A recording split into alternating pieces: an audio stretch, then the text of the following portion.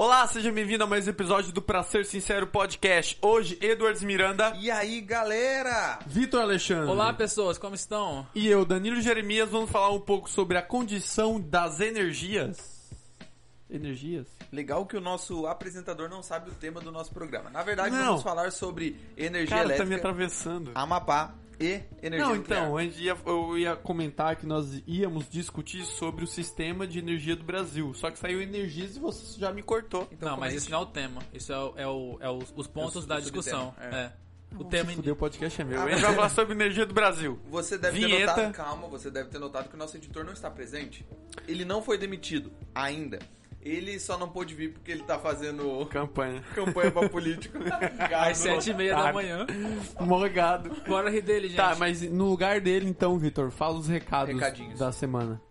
Quais são os recados? Eu nem faço ideia. Fala A pra gente galera. tem um Instagram? A gente Ah, tem- tá. Temos o Instagram, @pra ser sincero. Sigam lá. A gente tá fazendo postagem semana todo dia, na Todo verdade. Todo dia, Pô, apenas 7 por quando alguém 7. É esquece. 7 por 7? 7x7, com exceção de quando alguém esquece. É. Ah, tipo ontem eu esqueci, inclusive. Tá Tipo- feito, o problema é que tá feito. Tipo, quinta-feira, quando eu pedi pra alguém postar pra mim, ele me ignorou, esqueceu e mandou uma mensagem sexta-feira de manhã Bom falando... que essa "Opa, pessoa agora tem a senha do Instagram e pode postar sozinho. Incompetente. tem? Legal. Seus incompetentes. É. Mas enfim. Mas assim, são postagens muito boas, eu realmente tô gostando bastante. Muito material simples e técnico. Beleza, você, que dia que tu poste sobre o quê? Eu posto quinta-feira sobre mobilidade e planejamento urbano. E sábado, que é o dia mais leve, sobre jogos ali, livros e tal. Pode crer. E você, Edros? Posta que dia e o quê? No domingo eu posto sobre liberdade, alguma curiosidade, alguma coisa diferente, assim, que geralmente a pessoa não sabe. E na segunda-feira eu falo sobre economia. O André, ele posta o quê? Que O dia? André, ele fala sobre inovação, tecnologia, engenharia, Ah, pode qualquer coisa crer. de inovação às terças-feiras. Bom, eu costumo postar toda quarta e sexta. Quarta-feira eu estou dedicado a fazer algum tipo de divulgação científica. E na sexta-feira eu tenho uma pegada filosófica. Umas máximas lá que a gente Algo vai pra discutir. você ler fumando uma maconha. Você pode estar fumando o que você quiser, na verdade. Ou nada, porque fumar faz mal. Viva o SUS. Mas são esses os recados. Sigam a gente nas redes sociais, que é basicamente o Instagram. Você pode interagir lá com a gente. E também no Spotify, Deezer, no seu YouTube. escutador. Se inscreve no YouTube se você tá assistindo isso pelo Exato. YouTube. Nos ajude lá. No seu escutador Twitch, favorito né? aí. Fazemos lives. No Twitch, Ao vivo? nós temos Twitch pra ser sincero podcast. Você acha lá todo sábado de tarde nós costumamos, durante a gravação, deixar lá no ao vivaço, sem as Discord? edições. Não. Ainda não. Ainda não. Discord ainda não. Só pra galera que for nos ajudar financeiramente. No Né? futuro, em breve. Então bora lá começar. Esse é o período que entra a vinheta.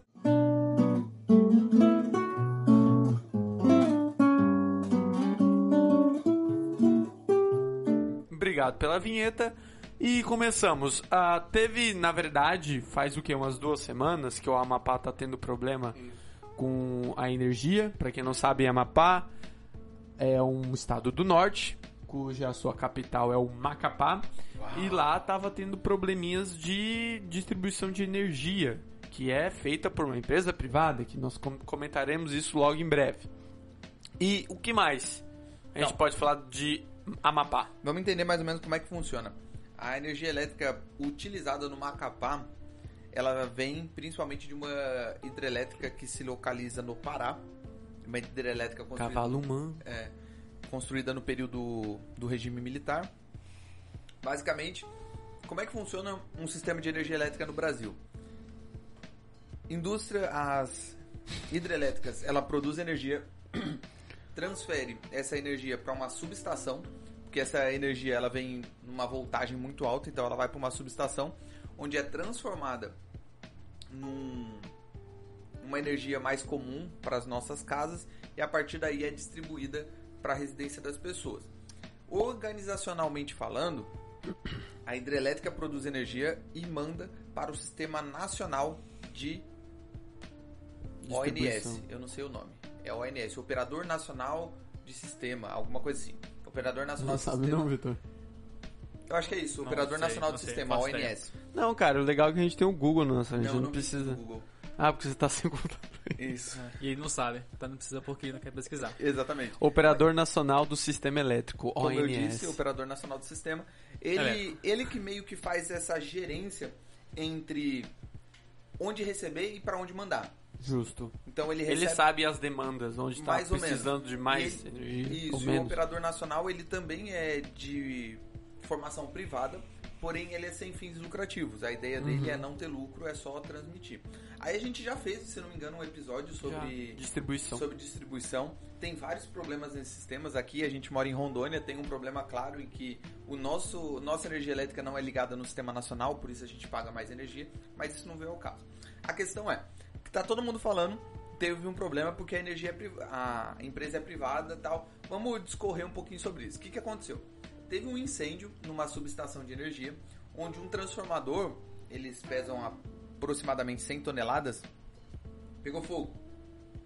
Com isso, teve dificuldade em transformar a energia que vem da usina hidrelétrica, pega aquela energia de potência gigante, para transformar numa energia utilizável. Então eles estão com dificuldade de fazer isso, logo falta energia para ele distribuir na região que ele está acostumado. Isso é um pouco aceitável, estão fazendo investigação para saber se o erro foi humano, se foi um problema de tecnologia, enfim. O que estão falando? O erro é porque a empresa... Cigarrão tá bom, hein? Nossa, é porque eu acordei, eu dormi pouco hoje, aí eu fico pigarreando. Só um minuto. Come house preto pra tirar o cheiro de cigarro. Ah, obrigado. Tá. É coronavírus também. Então, o que as pessoas Tu vai viajar? Vai, fala. Que bacana, umas cortadas assim, tangente de assunto infinita. Faustão, né? Tipo isso. Pegou fogo, vai ter apagão. A empresa tentou fazer um regime de rodízios, onde ia distribuir a cada 6 horas para algum bairro ou cidade. Regiões. Só que isso também não deu muito certo. Isso eu acredito por pressão política, porque sim, existe isso. Você é amigo de alguém daquela cidade, então você tende a mandar mais energia para aquele e tal. Isso acontece. Aí, geralmente, pela lógica, eu acredito que eles tentam fornecer energia para aquela região que tem hospitais, UTIs, lugares que não podem ficar sem energia por muito tempo. Ou que não tenham que o local, por exemplo, um UTI, um hospital, certamente, nesse caso, espero eu, que tem um motor para suprir, um gerador, para suprir essa falta de energia que aparentemente aqui no norte, em geral, eu falo porque nós moramos aqui no norte e é comum faltar energia. Direto falta energia, chove um pouco a mais do que o esperado e pronto, a energia se foi, a internet também, enfim. E em alguns lugares, aqui em Rondônia, em Porto Velho, tem um gerador justamente já prevendo essa ineficiência da distribuição elétrica. Então, geradores, eles não são coisas muito baratas e eficientes. Eles sim ajudam a você ficar ali, 2 horas. Agora, o apagão lá dura desde o início do mês. E a tendência é até o dia 26. Então, é praticamente improvável você conseguir um gerador funcionando 24 horas por dia durante esse período. Até porque ele não tem a capacidade de suprir um hospital inteiro, por exemplo. O que as pessoas fariam seria, ligar esse gerador para funcionar área totalmente necessária. UTI. Possivelmente uma UTI.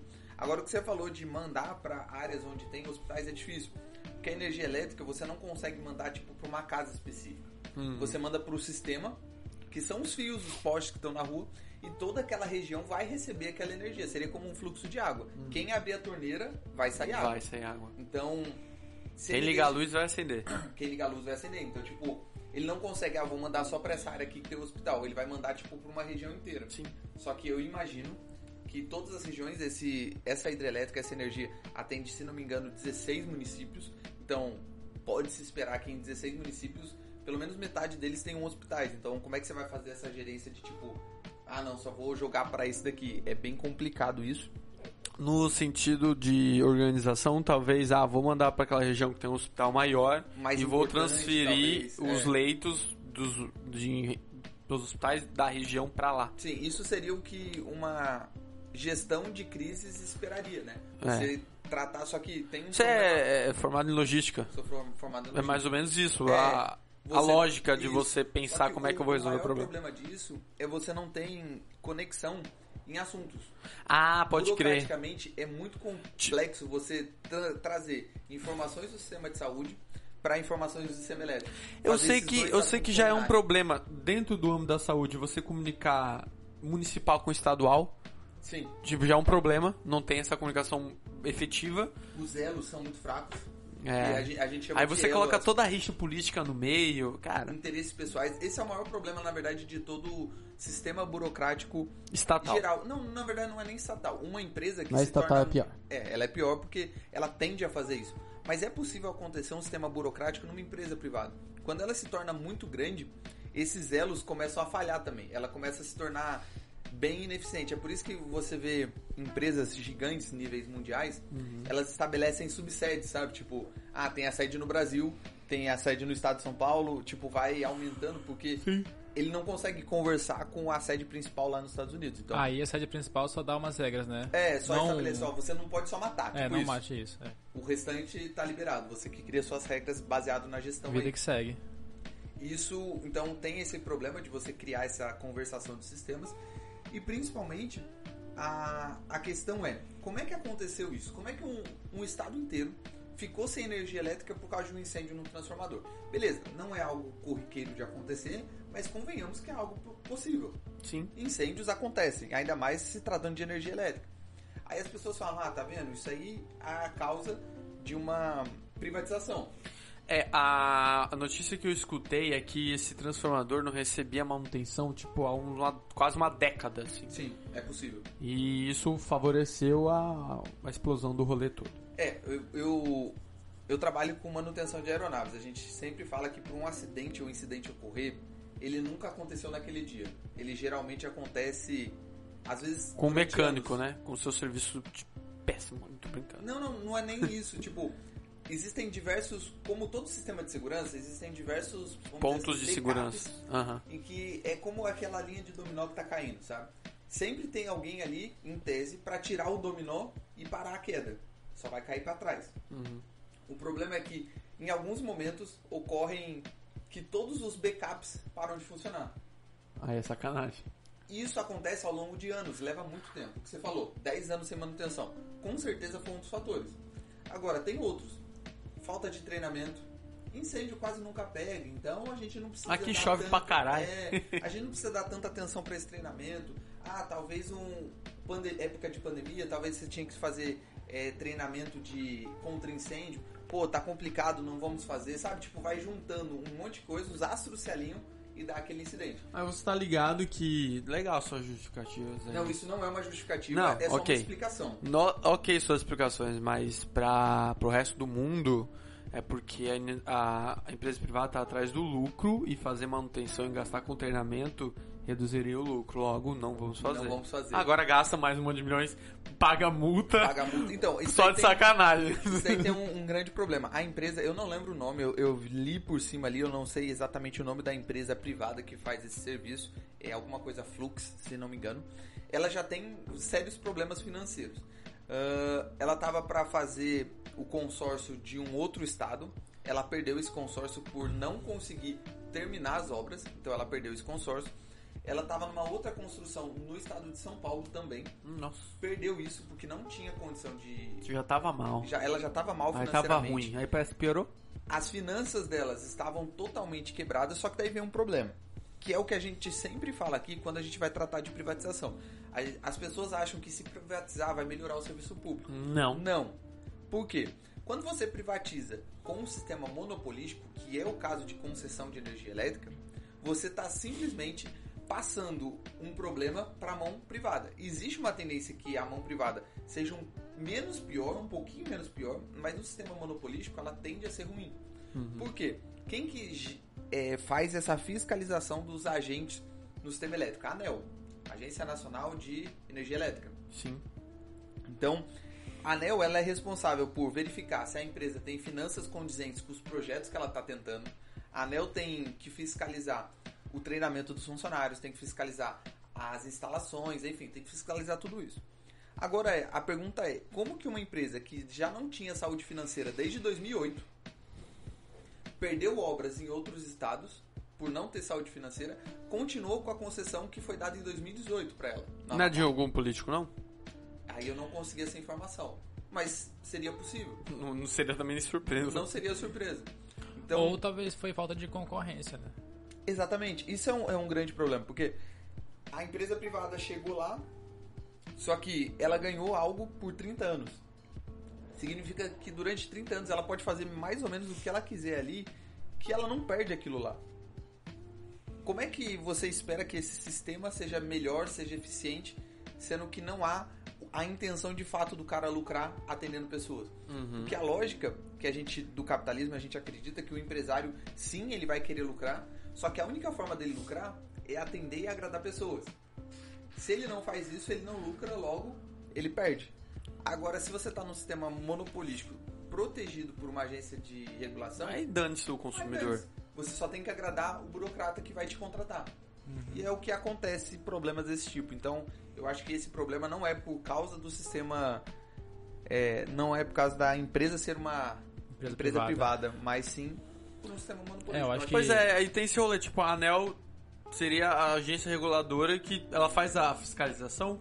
Ela faz a regulação e fiscalização. E por que ela não foi lá checar esse transformador que tava fudido? Pois é. A gente processa quem? essa A ANEEL junto? Essa é a grande questão. Eu vi um Esses senador- órgãos reguladores são um problema em geral, né? E Teve até, assim, mudando um pouquinho de assunto, mas em relação à regulação. a Anvisa tava com um problema de injeção da Covid, da vacina dessa semana, né? Que paralisou porque... Coronavac lá, né? Porque, se eu não me engano, um paciente que tava fazendo teste, ele cometeu suicídio. Sim. E não tem nada a ver, Tivemos nada... até a péssima discurso do presidente, infelizmente, né? Mas aí... Nada até aí, novo mas sob o nada de novo abaixo do sol. E, enfim, não tem nada a ver o suicídio correlacionado à vacina. Não tem nada E a meio ver que até eles o momento, e né? parou, Pode existir, assim, mas não é a o regulação. Eles insistem em dizer que não há nenhum ativismo político dentro da Anvisa. Mas aí tá até saber mesmo se isso tudo é verdade. O protocolo ter parado, assim, mudando totalmente de assunto, falando da vacina, o protocolo ter parado faz sentido sim, porque alguns remédios podem se dar propensão à depressão, né? Existe essa possibilidade. Mas no caso da... Pode. Não tô dizendo que é o caso, tô dizendo que é possível, então, tipo, você paralisar por um tempo, dar uma investigada, acho maneiro. Simples assim. Agora, a questão de transformar isso num ativo político é muito pesado. É ruim, né? Você tá colocando mais um interesse num remédio que deveria não ter interesse nenhum, tá ligado? Mas voltando pra energia. E o Amapá, então, tá sofrendo com todo esse rolê e a gente vai aproveitar.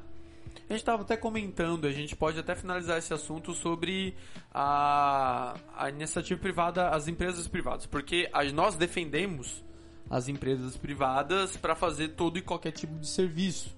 Aí quando vem uma notícia dessas que foi um mau serviço feito para uma empresa privada, todo mundo que é contra a empresa privada aumenta a boca e vem falar: aí, vocês que defendem a iniciativa privada, empresa privada, olha essa merda aí. E o que a gente vai continuar defendendo as empresas privadas, mas o que a gente defende também é que empresas privadas ruins, incompetentes, elas têm que falir e acabar. Sim. Elas não têm que se manter no mercado sendo salvadas eternamente pelo governo, pelo Estado que seja. Porque essas, no caso, como o Edu está falando, aparentemente é super protegida pelo Estado. Porque tentou várias obras em vários lugares, não deu certo. A incompetência continuou. A agência reguladora do Estado, a ANEEL, não fez o serviço dela de ir lá fazer essa fiscalização. Então, empresas... praticamente a empresa privada ruim tem um incentivo a continuar fazendo coisas ruins. E foi o que aconteceu. Foi o resultado lá no Amapá. E que aparentemente resultou em a galera...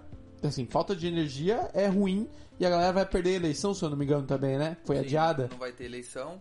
E a gente tá desconsiderando vários problemas de segunda ordem. A gente só considera, tipo, aquelas pessoas que tinham negócio, perdeu comida. A rentabilidade da galera. Isso. Se eu não me engano, a justiça até ordenou o executivo a pagar mais 2 parcelas. Dois auxílios emergenciais. De R$600 pro estado do Amapá, pra dar uma compensada, só digamos que, assim, porque quando a gente fala em privatização, a gente tem que entender que são 2 passos. O primeiro é a privatização. E privatização e concessão são coisas bem diferentes. Sim. Privatização quer dizer que eu posso comprar lá, por exemplo, o sistema de energia elétrica no estado e posso simplesmente demolir tudo se eu quiser. Isso significa privatização, zero controle do estado.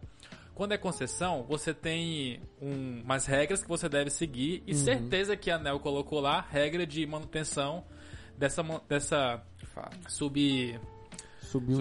subestação aí. Ou seja, quem é o culpado?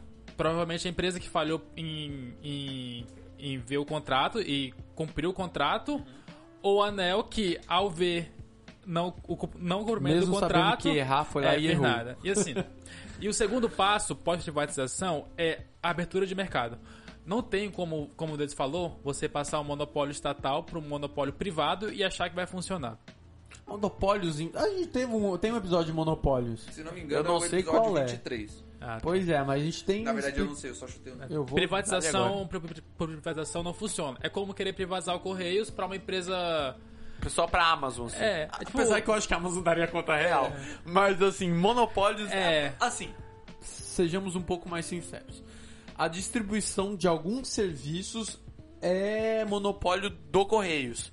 Mas no Brasil não existe só o Correios como sistema de entregas. Não, sim. Só cartas. Só que a questão é que... mas cara, do Correios. Se eu quiser mandar a carta, vai ter que ser no Correios. Exato. Sim, inclusive um padre que entregava cartas, que ele pedia para entregar cartas da igreja para pessoas que moravam perto, foi processado pelos Correios por estar usando um sistema que não é dos Correios para entregar cartas. Isso é mentira. Sim, isso é verdade. Na verdade, no interior tem bastante coisas parecidas. Tipo assim, eu sou do interior, não chega correio na minha cidade.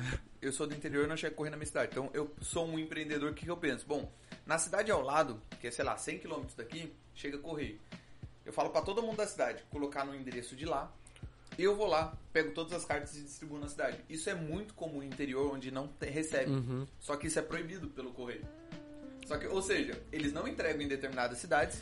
Cara, será que uma boa alternativa em relação ao Correios... não precisa privatiza essa merda não, mas quebra esse monopólio, já ajudaria alguma coisa? Com certeza.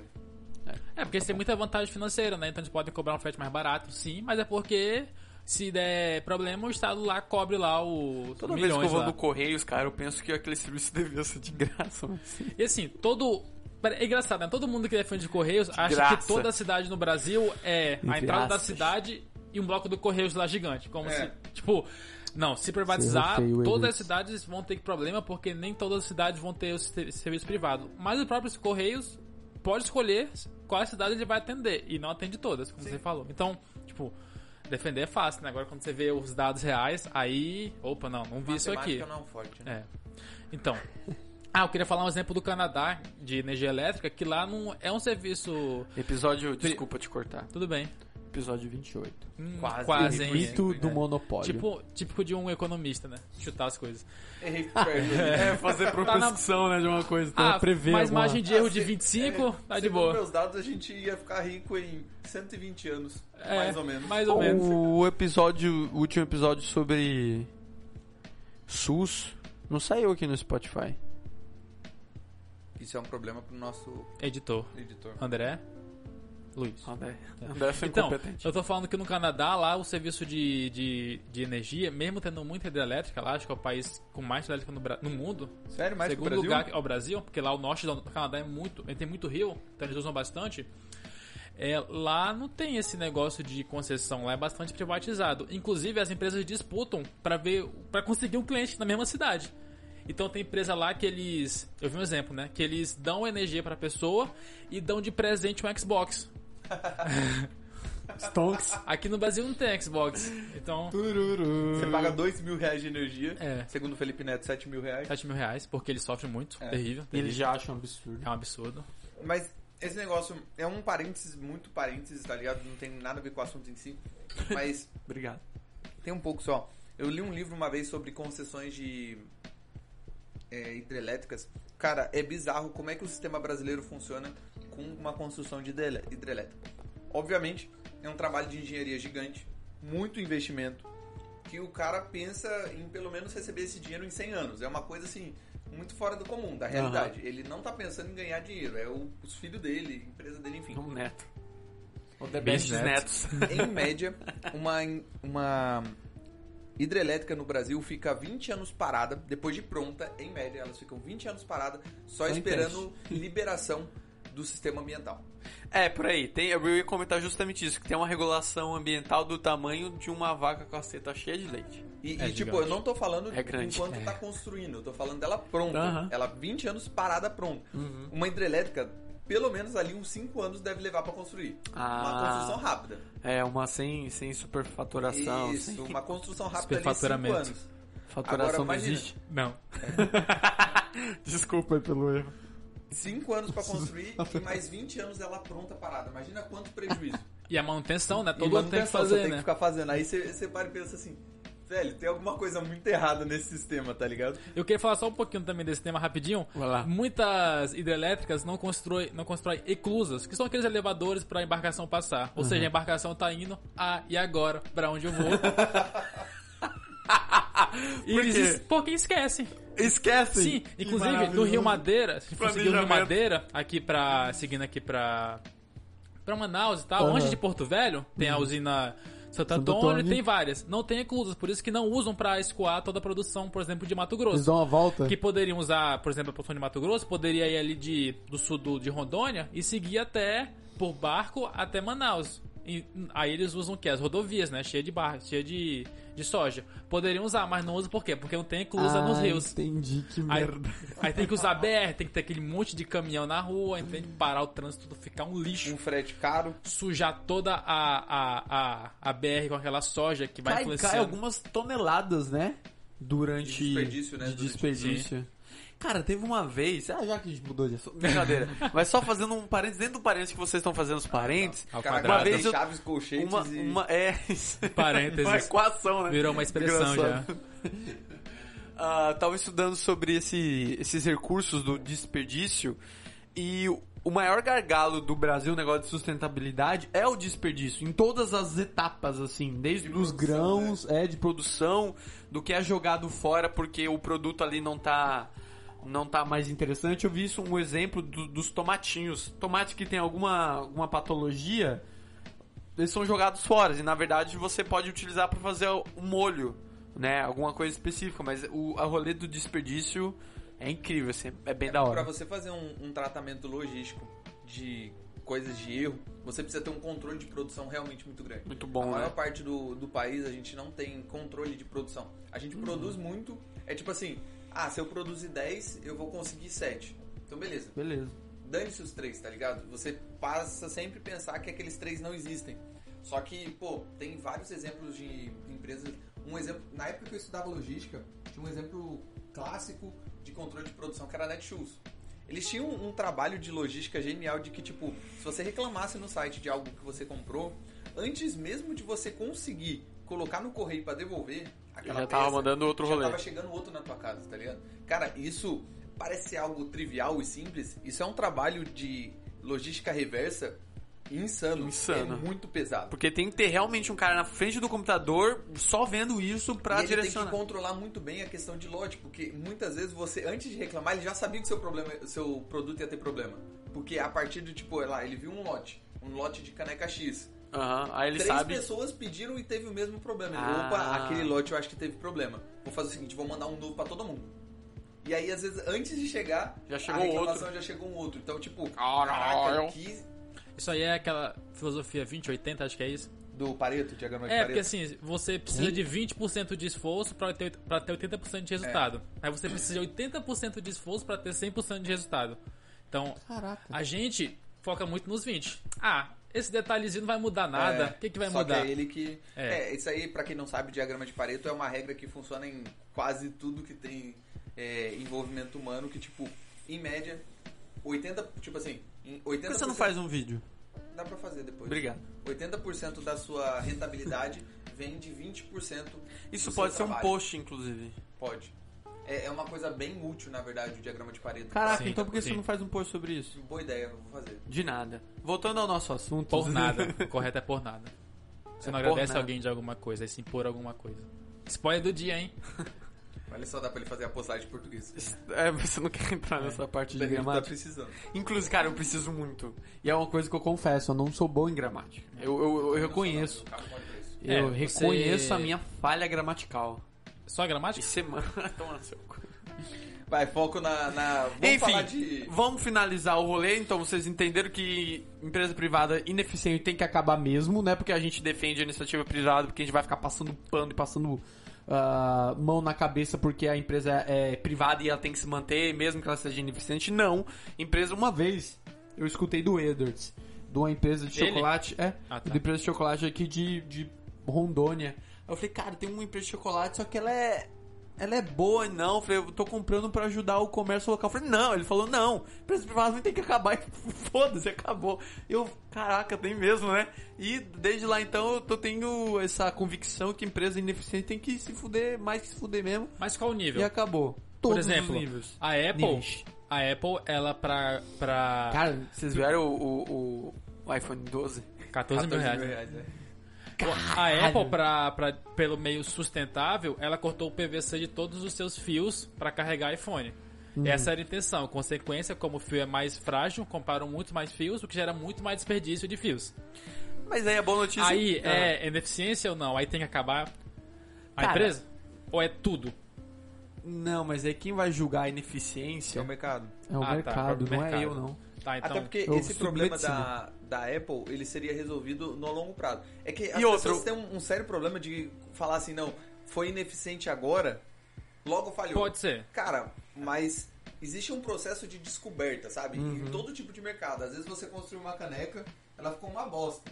Mas você fala, tá, então canecas não devem ser construídas em breve, canecas do Pra Ser Sincero nas lojas. Com certeza. Entendi. Então, porque quando falam do Estado, muitas vezes é muito objetivo, entende? Se essa lei falhou, então falhou pra sempre. Mas quando eu vejo de empresa privada, o mesmo falha, às vezes fica... Bom, pelo menos a consequência é só da empresa, né? Etc. Mas, tipo assim, a empresa também tá desperdiçando recurso. Ela tá conseguindo pegar crédito do governo, por exemplo, mais fácil e tal. Então, seria recurso que poderia ir pra outras empresas. Porém, como você é uma empresa grande, ela consegue isso mais fácil. Sim. A custa de outras pessoas. Então, gera consequência para a população. Exatamente. Entende? Então, assim, tem que criar uma regra médica para todos, né? Tanto para o Estado, como para empresas grandes. Em geral, os subsídios e empréstimos subsidiados são ruins. Porque você exatamente tira a capacidade de outras pessoas que são realmente produtivas conseguir aquele crédito e melhorar a sociedade, enquanto tem um cara lá que constrói máquina de escrever, mas ele consegue crédito subsidiado, então ele sobrevive, tá ligado? Nossa, aí vai a rolagem. Inclusive, existem chances dessa empresa conseguir um crédito subsidiado e pagar as multas que ela tá devendo pro Estado, tá ligado? Aí Vira um ciclo? Vira um ciclo, é bem engraçado isso. Genial. A gente podia conseguir uma dessas Pra Ser Sincero podcast, né? Imagina, 2 bilhões construir um instituto. Instituto comprar Pra Ser Kombi Sincero. que o Leôncio tanto fala. Putz, aí cria os 2 bilhões, 4 metros quadrados ali.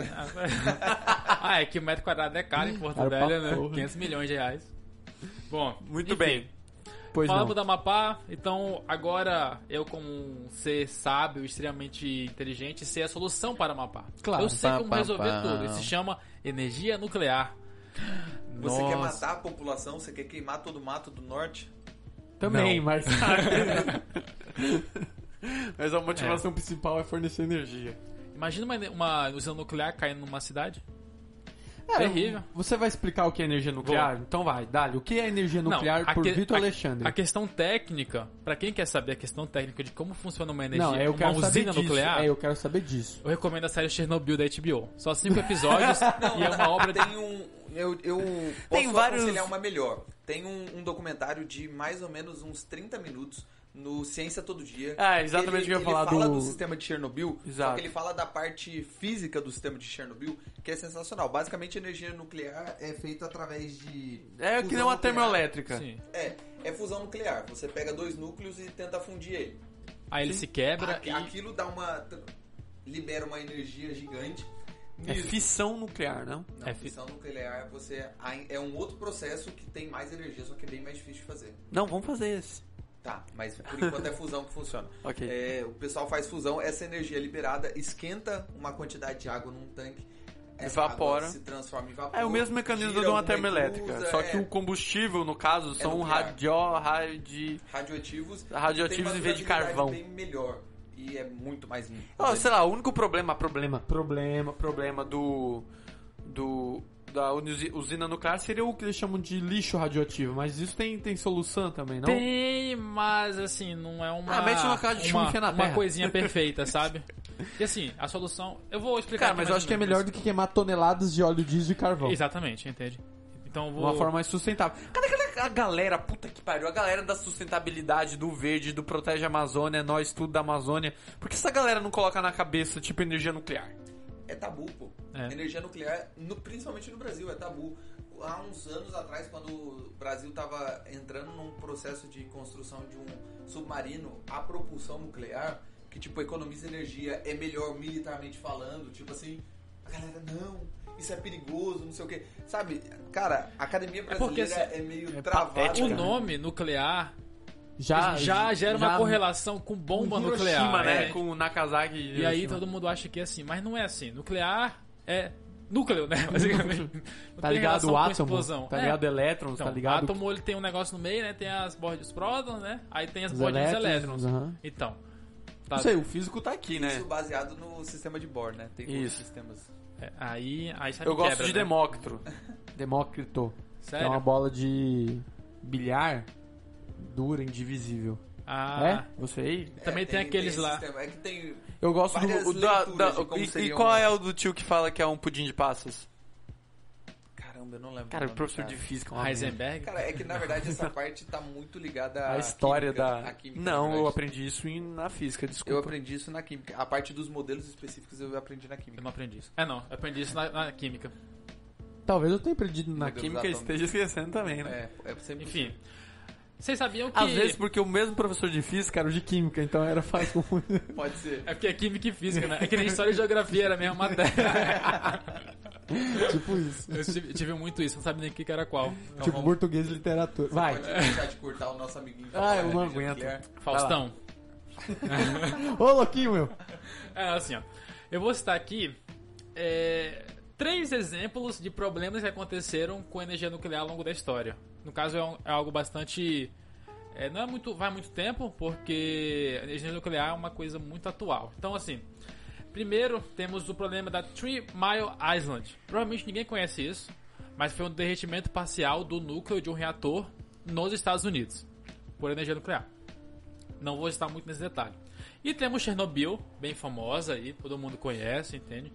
Que de acordo com a União Soviética, até hoje o número atual de mortes é tipo 30 e poucos, ou é alguma coisa assim, é bem baixo, mas tem ok. Até hoje gente nascendo com 3 cabeças lá, mas tipo... mas aí é outra coisa, né? Tem que ver. Mas assim, é o capitalismo. A empresa privada é terrível, né? O hospital era privado, aí já viu, né? Enfim, por que eu tô falando desses 2 primeiros? Porque mesmo esses 2 tendo os problemas de energia nuclear, de problema com núcleo, etc., a energia nuclear continuou aumentando e disparou bastante, entende? Porque ninguém basicamente ligou pra isso. Tipo, todo mundo se preocupou, aumentaram as fiscalizações, etc., mas o uso de energia nuclear ainda continuou aumentando pós 1986, por exemplo, que foi Chernobyl. Aí chega um item aqui, Fukushima. Fukushima foi em 2011, certo? O mais recente, né? O mais recente e... A última explosão foi lá? Foi. Não foi explosão. Vamos falar como se fosse um... Vamos dar uma sensacionalizada. Existe essa palavra? Sensacionalismo. Sensacionalizada. Caramba, Danilo. Caramba. Você é médico mesmo? Tá, então... Não, sou estudante. Agora ele é estudante. Porque assim, na época, em 2011, haviam aproximadamente 2.750 terawatts produzidos por energia nuclear no mundo. Corolho, quanto é um tera? Um terawatt são 1.000 megawatts. 1 megawatt são 1.000 quilowatts. Então, um terawatt são 1 milhão de quilowatts. Eu quero saber o quanto eu preciso pra, sei lá, manter esse computador ligado. Isso aí tá nas especificações do computador, né? Vou poder... Quando sai a sua energia elétrica, você tem lá os quilowatts. Entende? Você consegue ver. Eu não sei a média por casa é quanto? 600, eu acho. 600? Caraca, então é bastante energia. É bastante energia. Corolho. Só que tem que ver também que a energia nuclear ainda é uma parcela muito pequena no mundo, né? Eu vou falar um pouco depois sobre isso. Entendi. Só que o interessante é que antes de Fukushima era 2.750 e pós Fukushima desabou para 2.500. Então, assim... Mas, assim, é uma queda de quase 10% em um ano, tá? Não é pouca coisa. Sim. Foi muita coisa na época. Porque existe um movimento bem forte. Foi um movimento bem forte. Só que começou a aumentar de novo. E o último dado que eu tenho aqui de 2016, 2017, cita que já está chegando aí em 2.700. Está quase chegando à época de pré-Fukushima. Então, assim, você pode falar, mas a energia nuclear tem que acabar. Mas nos dados, na verdade, deu aquele impacto, mas começou a aumentar de novo. Entende? Por quê? E por que isso? Energia nuclear, gente, é a melhor energia do mundo para se converter em energia elétrica. Atualmente que a gente conhece, né? A melhor forma. Não é melhor que energia eólica, é melhor que energia hidrelétrica, é melhor que energia solar, entende? É melhor que Isso é um adendo que as pessoas não fazem as contas. Mas energia eólica, energia solar, as pessoas falam, é uma energia limpa. Sim, só que o quanto você usa de energia e resíduo para produzir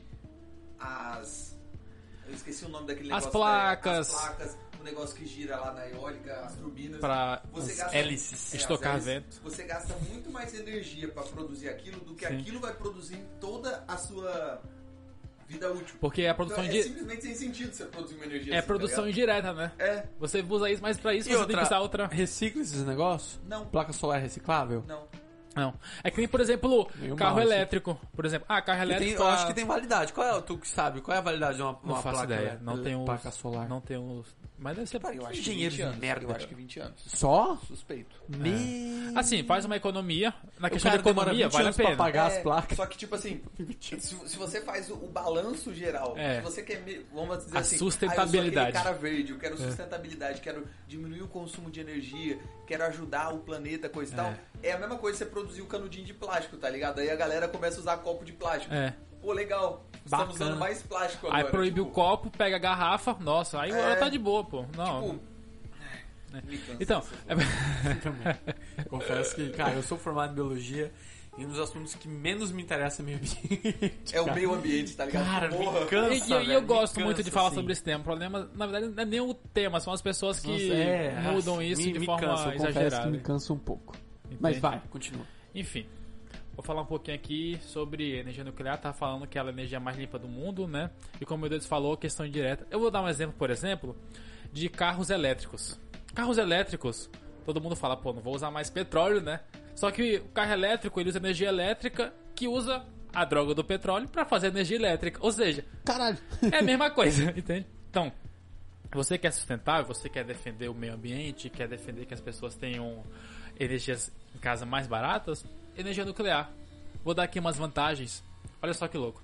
Quanto custa pra construir uma energia? Então, eu vou falar sobre isso. Perdão. Então, eu não tenho os dados, porque assim, não tem como comparar o valor, né? Mas é uma das desvantagens da energia nuclear, porque é um alto investimento inicial.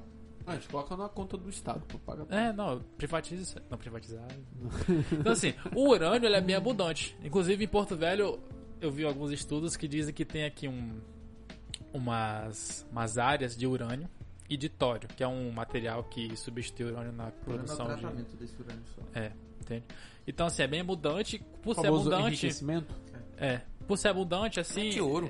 Não há risco de escassez a longo prazo, entende? Porque o urânio é bastante abundante. O problema é o urânio enriquecido, que é que você faz aqueles processos. Sabe o que tem bastante aqui em Rondônia também? Mercúrio. Mercúrio? Tá tendo bastante nesse episódio também, corte do Vitor. Sabe o que tem bastante também aqui em Porto Velho? Peixe. Não saneamento. Ele é o cara saneamento, tá ligado? Mr. Saneamento. Então, a energia nuclear, ela não utiliza combustíveis fósseis. Que? Como assim? Não. Então, não há combustíveis fósseis. É basicamente urânio. Quando você vê aquela base da usina nuclear e vê aquele negócio branco saindo de cima, é vapor d'água. Aquilo ali é água vaporizada. É basicamente isso. Vai fazer chover só. No máximo. O que é bom. Que legal, né? Que tem umas cenas assim que sai aquele fumaçona branca, cara, aquela poluição desgraçada. Água. É água. H2O, pô. Água e vapor. Bem legal. Tá, como o urânio é muito abundante, a produção de energia nuclear é bastante baixa. Uhum. Eu não consigo dar um dado exatamente de quão mais barato pode ficar. A boa notícia é que eu te perdoo. Ah, tá. Eu queria isso. Mas é bastante baixa a produção dessa energia.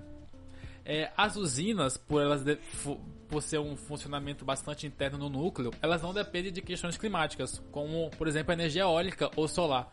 Ou são até sazonais, né? Ou até a hidrelétrica, que varia muito do nível do rio, entende? Então é bastante sazonal. A nuclear não. Ela vai e começa e vai até o fim, porque não tem nenhum problema. 365 por 365? Vai, sim, vai, tranquilo, entende? Claro que tem a questão de manutenção, né? Não sei se funcionaria todos os dias, mas produz muito mais energia do que as outras usinas renováveis. Porque num dia nublado não vai rolar a placa de sol. Num dia sem vento então, não vai rolar. Eu não sei eólica. exatamente como funciona na placa solar. Eu não sei se é por incidência do sol ou se é por alguns raios específicos Não, que incidência. cai. O problema é que, por exemplo, Será que o engenheiro de merda não faz nenhum sentido você ter energia solar, por exemplo, no Sudeste. Faz sentido você ter aqui na Amazônia.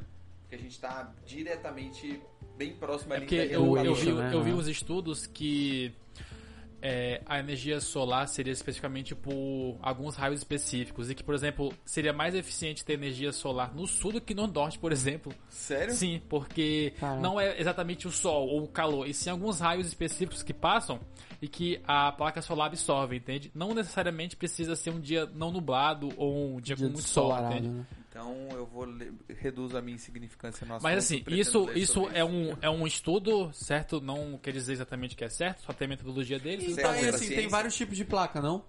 Ou é basicamente tudo a mesma coisa? Honestamente, eu só conheço aquelas placas que ficam de vidro, que fica aquela que é a cor azul imensa, gigante, entende? Eu não conheço nada sobre isso. Mas assim, quem quiser usar energia solar, usa em casa, é perfeito. Reduz muito o custo da energia, tem que pagar algumas taxas, mas tipo, o investimento inicial é alto, a longo prazo vale muito a pena. Em casa. Agora pegar 25 nível industrial quilômetros quadrados para produzir que energia. É importante falar, né? As pessoas acham que o problema de energia elétrica é você consumir na sua casa. Isso não corresponde nem a tipo 20% do consumo de energia do país. E se for uma empresa pequena? Talvez funcione, uma microempresa. Agora, qualquer tipo de indústria que a gente estiver falando... É muito Cara, ó, gasto. Lá, quando tu vai entrando em Jaru, tu olha assim pro lado esquerdo, tem tipo um pomar de placa solar. Um pomar nasce placa solar lá. Que legal. Aí mais chove e começa a nascer mais placa. Metáfora é foda, né? Ah, tá, entendi. Ele é economista. Então, pessoal de Mises, continuando aqui.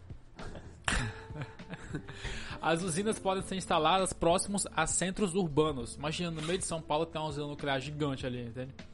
Pois elas funcionam com um moderno sistema de segurança. Isso aqui pode ser um pouco exagero, tá? Não vamos exatamente... Também não vamos... também não vamos falar assim... Tudo. Vamos deixar aberto aí o povo que entra... Não é bagunçado. assim, entende?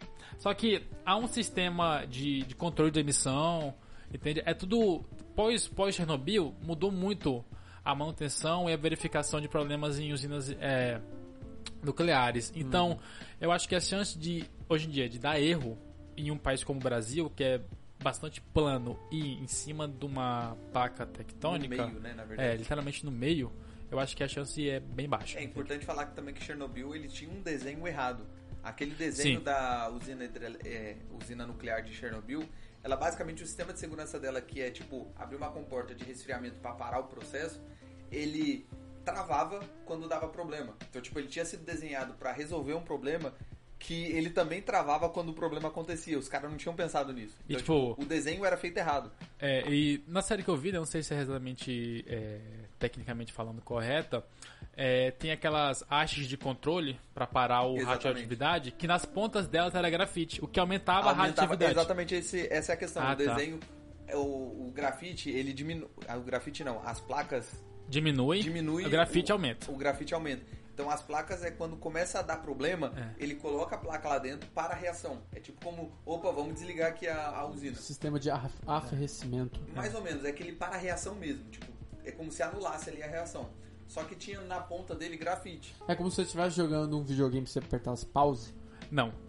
Seria como se você desligasse o videogame. É como assim, na verdade... Aí você perdeu o jogo.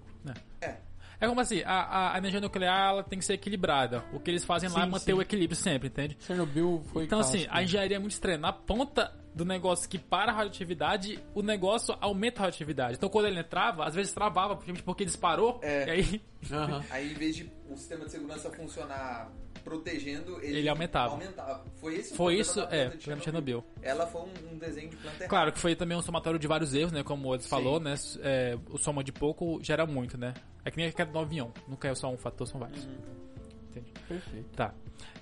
Comparada às usinas de combustíveis fósseis, a usina nuclear requer menos áreas. Porque basicamente vai ser muito vertical, o reator fica muito dentro da terra, digamos assim, entende? Ela não precisa de uma área muito grande. É só ver aqui na BR, aqui, pra quem mora em Porto Velho. Eu já sei o nome desse episódio. Fala. Ser eco é ser nuclear. Bacana. E a última vantagem da usina nuclear é não contribui para o efeito estufa. Uau! Agora sim. Agora eu vou defender. Agora eu vou defender. Eco. Não. Eco mais. Agora desvantagem. Tem que falar desvantagem mesmo. Entende? Então vai, Assim, mete o pau. E rápido, porque a gente tá, tipo, esse episódio tá gigante. Tá muito grande. Tá os muito acidentes têm sérias consequências, entende? Basicamente é isso. Sistema de segurança são alto nível tecnológico, mas não dá pra confiar. Se der um problema, pode matar muita gente, sim. Pode muita gente nascer com 3 braços, sim. Porém, isso é bastante improvável. 3 braços, sob ponto de vista genético. Tô brincando, não vou falar nada. Vai, mete. Ai, meu Deus. Tá, ok. É médico, né? Não. E o outro problema é a questão de gestão de resíduo nuclear. Isso é um grande problema, por quê? Porque o 239, que acho que é o plutônio, não é o urânio, não sei, é plutônio, né? 239, ele pode levar até 24 mil anos para ter a sua radioatividade reduzida à metade e 50 mil anos para tornar-se inócuo, que eu acho que é sem Famoso meia-vida. 50 mil anos é muita gente, é muito tempo, entende? Você pode construir algum lugar para colocar essas hastes, esse uso de plutônio, mas não é nada garantido. Por isso que tem o tório. Só que eu não vou entrar em detalhe muito do tório. Neutral, e com o que o tório faz no rolê? O tório, ele é um substituto do urânio, que não é usado justamente porque a própria engenharia de construção de uma usina nuclear, às vezes é muito similar à construção de uma bomba nuclear. Então, muitos militares querem manter pelo uso, entende? Por quê? Tudo bem, né? Você transformar uma usina nuclear em uma produção de bombas nucleares é literalmente você só mudar o efetivo. Você tira os engenheiros e coloca militar. É bem próximo, você consegue fazer muito. Sério? Mesmo. Sim. Que legal. Só mantém. A engenharia é quase a mesma. É só um pulinho ali, né? Só. Opa! É isso que muita gente tem um anexo medo. a mais, assim. É isso que muita gente tem medo, só que tipo assim, por exemplo, claro que Constituição não vale nada, mas a Constituição proíbe que o Brasil tenha construção de bomba nuclear. De bomba. Então, tipo, tem vários tratados também relacionais, né? Tipo os acordos, assim, internacionais. Cara, é bem idiota a gente não querer energia nuclear, sendo ela mais barata. Que por esse motivo. O ambiente. Você pode ter vários justificativos, e até as justificativas assim, que são problemáticas, sim. Você pode fazer uma comparação com o avião, tá ligado? Todo mundo fala, nossa, avião é complicado quando morre. Só que, tipo, faz as contas. Pega de quantas pessoas morrem de acidente de carro e quantas pessoas morrem de acidente de avião, tá ligado? É tipo assim, existe o perigo? Existe. Mas eu vou usar um argumento de Ariano Suassuna. Manda. Pega a quantidade de gente que sobrevive em acidente de carro e pega a quantidade que sobrevive em avião. Sendo bem honesto... Avião caiu, morreu todo mundo. Não. Sendo bem honesto, eu vi um estudo de 2016 que de 54 mil pessoas que caíram de avião, só 4 mil morreram. Tá? Tá? É um número considerável. Porque assim, você tá considerando aqueles aviões grandes, mas tem avião que cai, pousa, etc, as pessoas não morrem. Que é o que geralmente não dá... Acontece, né? A maioria dos acidentes, pouso forçado, né? Pouso... Entende? Então assim, você tá errado. Né? Não, quem tá errado é o Ariano Suassuna. Tá. Então, morreu, tá? Respeito. Terminando aqui, o investimento inicial de uma usina nuclear é muito alto mesmo, tá? Então, tem que ter dinheiro. Falar também por conta de protecionismo e leis ambientais, etc. Entende? E a possibilidade de construção de armas nucleares é uma grande desvantagem, como ele falou, é só um pezinho ali, só entende? E já rapidinho virou uma arma nuclear. E, além disso, também, a energia nuclear não é renovável, porque o urânio não é renovável, então você tem que sempre ficar... Mas a durabilidade dela também é extremamente grande. Fora da realidade que a gente está acostumado. Então, é basicamente isso. Mais um dado interessante, que é a produção de usina de energia nuclear no mundo é basicamente de 10% hoje em dia. Eu acho que 40% e 30% é usando o gás natural ou o petróleo da vida, então assim... Ela é bem melhor, mas não usam por algum medo de alguma coisa que ou aconteceu no passado ou que pode acontecer no futuro, mas ninguém olha as vantagens atuais dela. É basicamente isso. Entende? Saquei. Bom, esse foi o episódio. sobre esse tema. Agora nós vamos para boas novas do Edwards. Vocês têm alguma consideração final sobre esse tema ou a gente já pode passar pelas boas novas? Não. Basicamente era só isso mesmo. Qualquer dúvida, cola lá no Spotify, ó. Umas postagens de usina nuclear comparando com essa comparação. Tá na listinha. Garoto smart. Não, isso aí é realmente muito importante. Tem um movimento novo começando a defender. Tem um cara que ele é da economia, o Fernando Urich. Ele tá apoiando um cara que você ia mandar um Elon Musk. Ele só tá falando de energia nuclear, tipo assim, defendendo muito mesmo, trazendo dados. Tem até um livro que eu pretendo ler sobre isso. Tipo, ele traz muitos assuntos. Eu assim, pesquisei. Que, tipo, a gente fala, caraca, é só. Tu é mó gado do Fernando Urich, né? Eu sou muito, cara. Mas assim, ele é muito bonito. Ele é um coroa enxuto, devo concordar. Ele tem quantos anos? Uns 40. Uns 45. Cara, ele não tem cara de 45. Não, esse é o problema. Ele tá bem, né? Ele tá bem zaço. Ele é inteligente, rico. Fernando Uro, queremos você aqui pra gente dar uma conversada com você. E ele não é brasileiro, ele é português, de acordo com o Wikipedia. Ora, pois. Não, é que aquele cara é Fernando Uro, diferente. ora, pois, que não você aquilo. Não, aparecia a foto dele e a idade dele lá. Entende? Não, mas não é ele, não. Ele não é português. Inclusive, eu tenho contato dele assim que voltar a coisa de pandemia. Ele já tinha falado que pretendia vir pra cá, só era difícil a questão de agenda, porque ele não podia se afastar muito tempo de Porto Alegre, mas... Ele é de longe, assim? Ele é lá de Porto Alegre. Putz, saiu de São Paulo. Aí algum dia que ele vier aqui, ele com certeza vai vir no nosso podcast. Perfeito. Beleza, boas notícias. Meu Deus, eu quero melhorar essa estrutura antes de... com certeza, não vai ser no seu quarto. Pelo amor de Deus, vamos alugar um lugarzinho bacana. Não, pode ficar na cama, não tem problema não. Ele fica sentado na cama. Pode sentar na cama hoje, tá fica no melhor lugar. É confortável. Muito bem, vamos lá. Primeira boa notícia. Eu vou cortar as notícias de vacina contra o coronavírus, porque tá batido. Todo mundo já viu essas notícias. Vai lá. Pesquisadores da Universidade de Harvard, nos Estados Unidos, afirmam ter obtido sucesso nos estágios iniciais do desenvolvimento de uma vacina contra um tipo específico de câncer. O estudo está na fase de teste de cobaias, mas os cientistas dizem que a técnica foi capaz de destruir as células cancerosas e também criar memória imunológica, que forneceu proteção contra o ressurgimento do... Tu não sabe o tipo de câncer? Aqui, principalmente, ele tá falando o câncer de mama. Que foi, assim, no estudo que deu o maior resultado. Foi um estudo publicado na revista Nature. Bem interessante. Depois a gente coloca na descrição se alguém quiser ler o artigo. Por favor. Segunda boa notícia. Embalagens biodegradáveis uma embalagem biodegradável que se decompõe em menos de 6 meses foi criada para exportação de manga no estado da Bahia, grande produtor da fruta. A solução aproveita matérias-primas abundantes no estado, fibra de coco e amido de mandioca. O líder do projeto explicou à agência da Embrapa como foi o processo de produção. Usamos nanocristais de celulose oriunda de uma fonte de chamamos de resíduo da fibra de coco que tem aproveitamento muito menor que a sua real capacidade. Bem interessante isso, até para outros tipos de processo de... Desculpa, foi uma empresa estatal que... Não, foi uma empresa privada. Cara, de exportação de manga. Empresa privada? Foi. Fazendo serviço certeza pra que sustentabilidade das pessoas. Eu acho que eles estão ganhando dinheiro. Não é mais lucrativo meter ele um plástico e mandar pra fora? Às vezes não. Se ele tem excesso de coco, que é o que parece, que ele usa fibra de coco. Ele tá reutilizando, então ele tá economizando. Material, mas empresa privada reutilizando material é meio forçado. Eu acho que é não vou comprar porque ele não tá poluindo. Eu quero comer frutas embaladas no plástico. Exatamente. Vem um gostinho. Câncer. Nossa, isso aqui é bem bacana. Um jovem americano de 21 anos... É a terceira boa notícia agora. Um jovem americano de 21 anos tem superado obstáculos na sua vida inteira. Chris Nick fez uma cirurgia cardíaca de tórax aberto aos 5 meses de idade. Ele não conseguia andar até os 4 anos, nem comer alimentos sólidos até os 5. Ele passou por 4 cirurgias importantes no ouvido aos 17 anos e ainda luta como um jovem adulto, com equilíbrio, tempo de reação lento e baixo tônus muscular.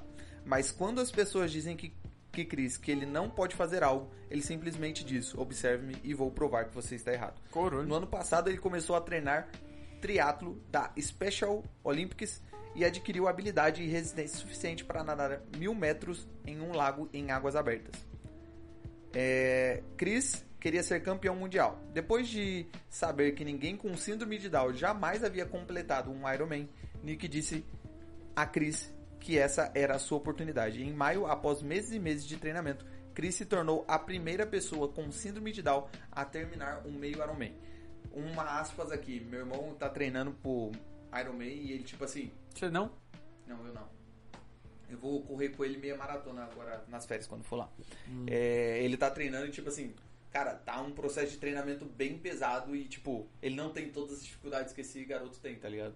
É uma notícia realmente... De superação da hora. Superação sinistras. Temos a quarta boa notícia? Quarta e última boa notícia. Um indiano, Arhan On Olha aí, cara, representatividade, mano. Tem apenas 6 anos, mas já vem fazendo história no mundo. Ele entrou para o Guinness Book como o mais jovem programador do mundo, após ser aprovado em um exame de certificação da Microsoft para a linguagem de programação Python. Meu pai me ensinou a programar, comecei a usar tablets quando tinha 2 anos. Aos 3, comprei dispositivos iOS e Windows. Mais tarde, fiquei sabendo que meu pai estava trabalhando em Python, conta Arhan. O sonho do menino é usar o conhecimento para se tornar empreendedor e ajudar outras pessoas. Fazer iniciativa privada de novo? De novo. Merda. Quero ajudar todos. Trabalhar pro Estado. Quero fazer aplicativos, jogos e sistemas para codificação, afirmou eles. Arrasou. Parabéns isso, galera. pra ele. Caraca, e eu não consigo plugar um pendrive no computador. Ah, no você Lightning. também é limitado, né? Não. Vamos cada um Faz com a sua sentido. realidade, né? Faz sentido. Não tem problema aí de ser inferior. Relaxa. Calma. Relaxa. Que legal que vocês me apoiam, gente. Fico feliz. Eu aposto na sua Incapacidade. incapacidade. Incompetência. Vitor, dá tchau pra galera. Tchau, galerinha. Até a próxima. Dá o seu tchau e recado aí. Que tu tem que Galera, dar. se alguém quiser me seguir no Instagram, @Edwardsmiranda, eu tô... Por enquanto, esse mês não tô postando muitas coisas, que eu tô fazendo uma nova estratégia de postagem aí. Eu contratei uma pessoa, ela tá organizando tudo. Logo, logo eu volto com postagens diárias de economia. Tem também o canal no YouTube, Sem Economic, lá tem uns vídeos muito maneiros que eu posto semanalmente. E por que você não estará aqui nos 2 próximos episódios? Nos próximos 2 episódios eu estarei viajando. Eu pretendo fazer virtualmente, não sei se será possível, porque sabe como é viagem, é sempre mais difícil você ter tempo realmente. Ainda mais que eu moro longe, então eu só vou uma vez por ano ver a família. Mas se possível eu farei online. Mas se vocês não me verem aqui semana que vem, Daqui que eu 2 verá. daqui 2 você verá. Saiba que eu não morri nem fui demitido. Até porque eu sou o dono disso aqui. Pra ser Piadista sincero... Pra ser sincero, provavelmente. Bom, esse foi mais um episódio. Eu não falei o meu nome. Aqui é Danilo Jeremia e esse foi mais um episódio do Pra Ser Sincero Podcast. Até a próxima semana, graças a Deus, sem o Edwards. Uhul! Palmas, palmas.